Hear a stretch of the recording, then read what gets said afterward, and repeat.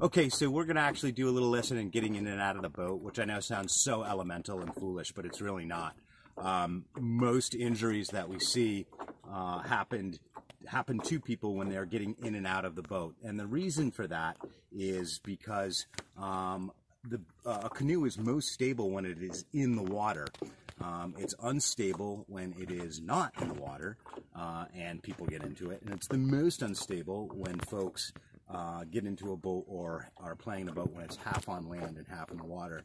So with some pretty simple mechanics and maneuvering, we can show you how to get in and out of the boat without really any risk at all. So in this case, we're thinking about having both a bowman and a sternman, and the boat, if you want to just shine out that way at the boat here, is set up so that the bow is in fact heading out into the water. It's not entirely necessary, but it's just going to make things a lot easier as we move forward.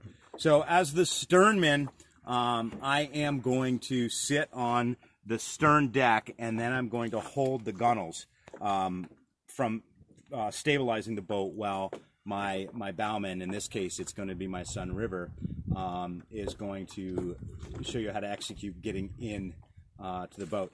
And really getting out of the boat is the exact same way, it's just in reverse. So really hardcore canoeists, I will mention, they don't ever drag their canoe. Their canoe either is on their rooftop, a trailer, or it's in the water. I wish I was that way, but I just don't have time for that.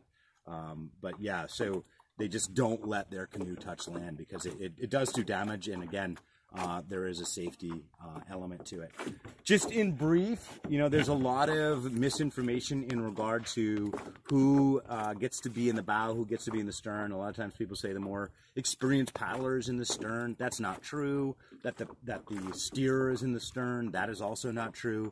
And I'm going to serve canoeing righteously and show you that that is not accurate as we move forward. But as a general rule of thumb, the heavier paddler should be in the stern. Of course, if you have a fully loaded boat, you can manipulate the gear in the boat to compensate for that.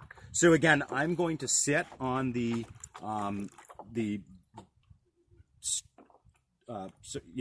stern deck and stabilize it by putting my hands on the gunnels while my son is going to pop out into the boat. So I sit, my shoes are going to be in the water, and I'm going to lean out and stabilize the boat. I'm going to take the camera, and we're going to switch. Just notice I'm sitting right here on the boat. My hands are out